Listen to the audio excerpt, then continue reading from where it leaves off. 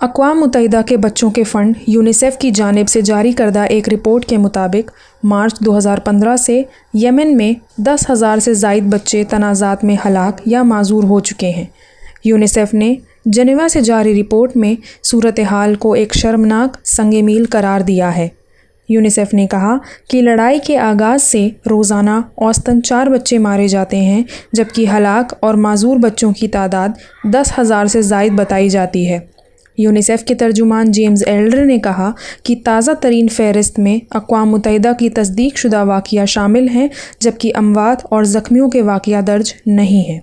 لڑائی کے علاوہ بڑی تعداد میں اموات بالواسطہ وجوہات کی وجہ سے ہوتی ہے جنہیں روکا جا سکتا ہے۔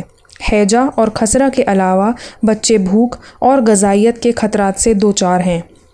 یمن بچوں کے لیے مشکل ترین ممالک میں سے ایک ہے، جہاں ہر 10 منٹ میں ایک بچہ مر جاتا ہے جس کا علاج ممکن تھا۔